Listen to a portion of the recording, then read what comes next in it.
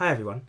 Today I felt like doing something a little bit different. I wanted to have a look at some of the past technology that I've used and how it helped me and how I used it and how I approached purchasing some of this stuff, because it is expensive equipment, to further my art education and art career.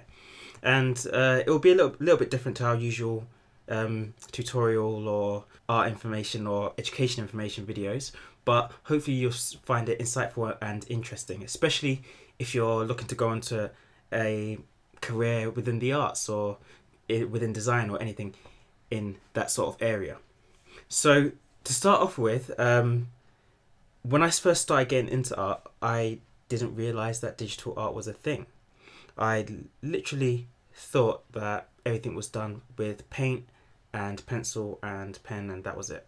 It was only when I started researching into how concept art was made for games such as Guild Wars, with artists such as Daniel Dochiu and Kekai Kotaki, only then did I start to realize, how this work was being made, that it was done digitally. And that was around when I was 15.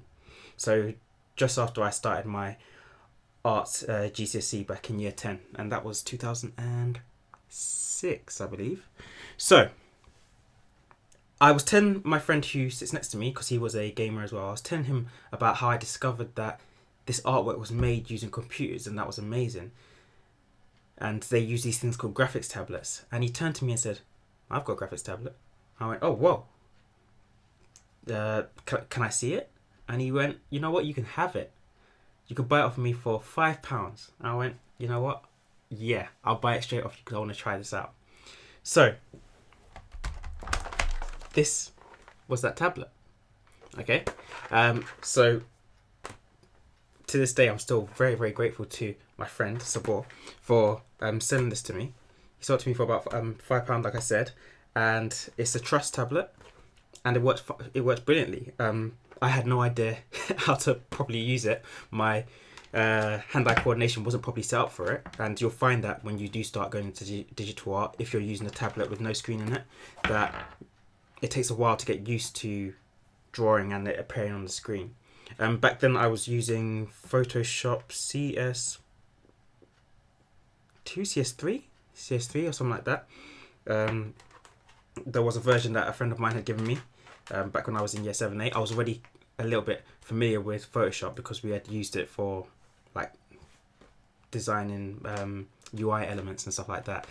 And now I have no idea how to actually do any UI design. But back then we were messing around with it, and so taking it into Photoshop wasn't that hard.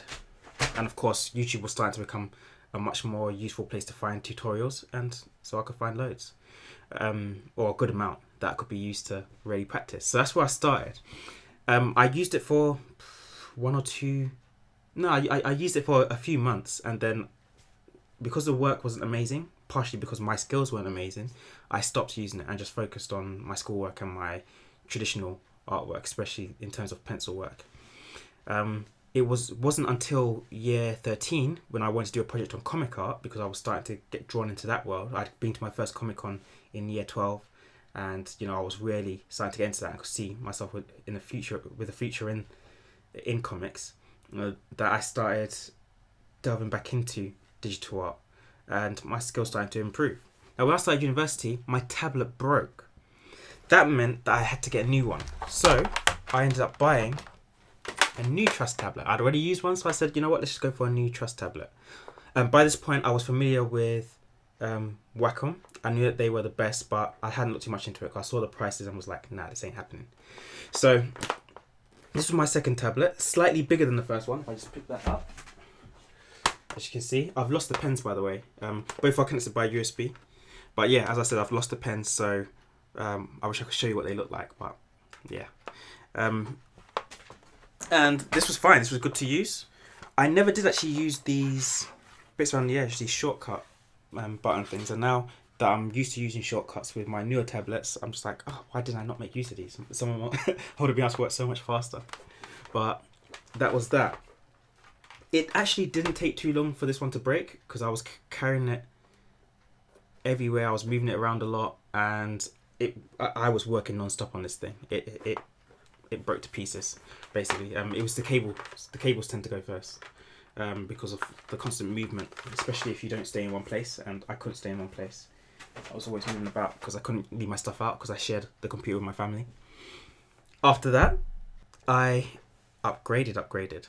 I jumped onto a Wacom Intuos. By now I had student loan because I was now a student at the University of Kent doing my fine art degree, and my skills were starting to improve with some speed, and I wasn't the only artist, digital artist on my course. There were a few of us.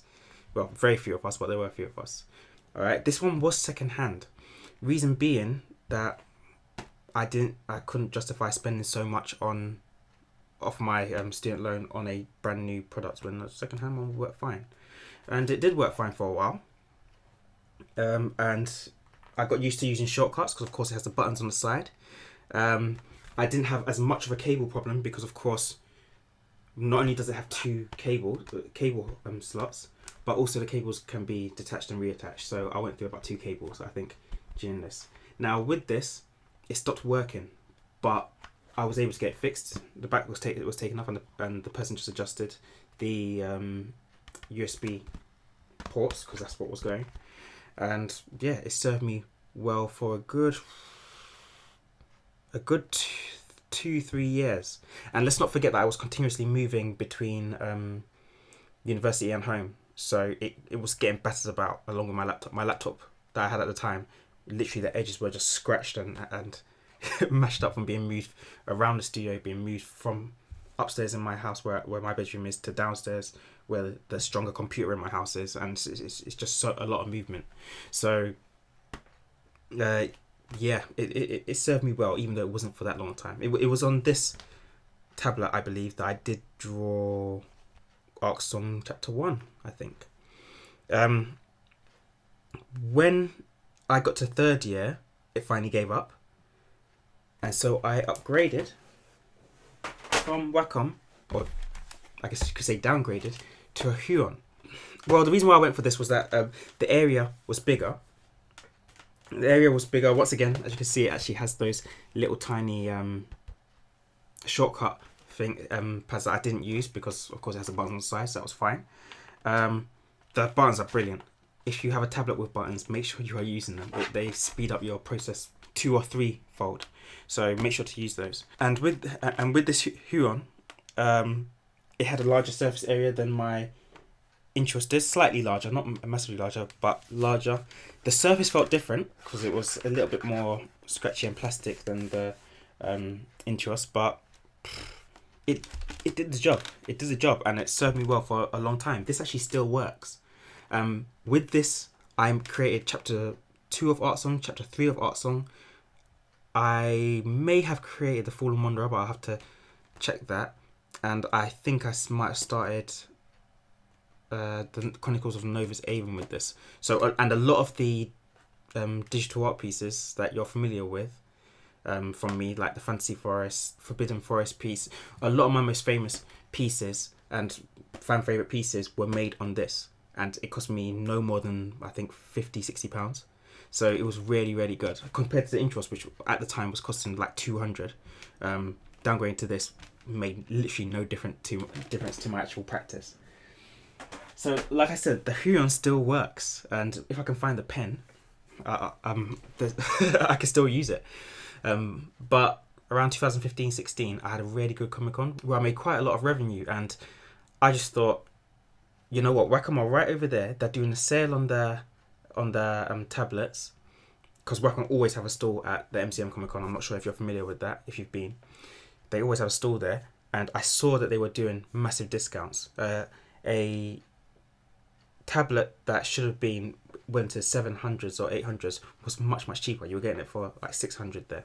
And so I just ran across to Wacom and said, guys, could you do me a favour? And they said, we're shutting down, sorry, you should have come earlier. And I said, please, please, please, I've been working here all weekend and I just really want to pick up that Wacom 13 HD. And the person said, I really shouldn't because we're beyond our selling hours, but you know what, for you, I'll do it. And I bought it right there and then. Okay, of course I had to order it, so it came later on, but that's how I ended up with my Wacom 13 HD. And this has probably been one of the best things that has happened to my digital art practice in the last decade. Apart from getting that first tablet, simply because in a time when I was, of course, trained to be a teacher, when I was starting to get into the working world, where there was other stuff going on in life that was taking time away from my work because they were just more important, this sped up my work by about 3 times. And it's literally just being able to work on screen and having such an effective set of shortcuts and just a more natural feeling to your work.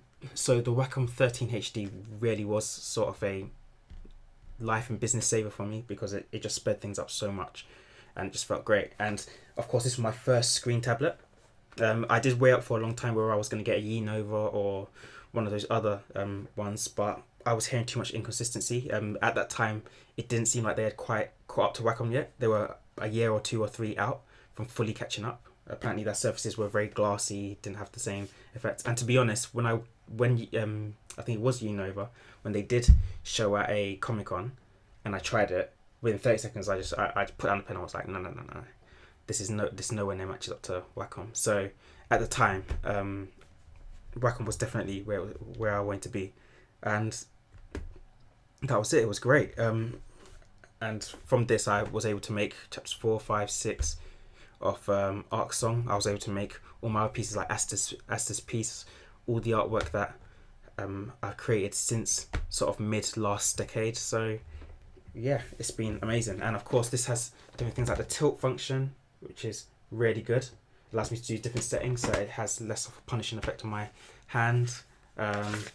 The rocker wheel in the middle, of course, it has a few more buttons than my Huion, simply because of this middle section here, and the assignability of the different buttons, of course, speeds up my work as well, and I've had loads of experiment messing around with that.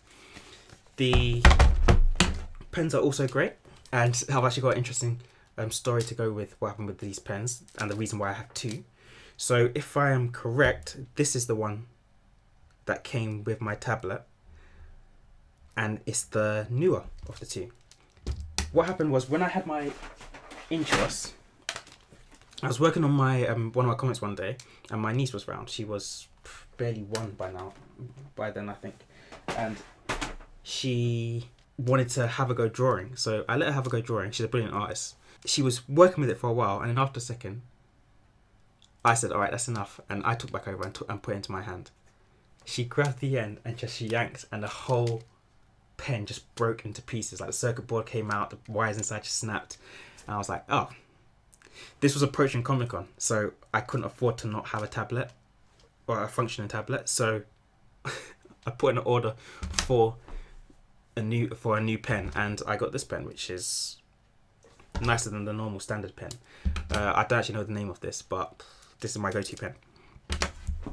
It so happened that about a month after that, my tablet broke, and that's when I went on to buy the Huion. So I bought the new pen for £60-70, yeah, somewhere around that, and I had to buy a few months later a new tablet with its own pen for £60-70. Part of the reason why I also didn't go back and get another Wacom. That then therefore meant that this was useless to me, so this was left gathering dust until I had that really good Comic-Con and could buy the Wacom, of course, the Wacom 13 HD. So yeah, the pen that came with that is pretty much useless to me, and I use this now. Or maybe it's the other way around. I do feel like it might be the other way around, where this is the one that I got and this is the better one. I'm not sure. It's all a blur.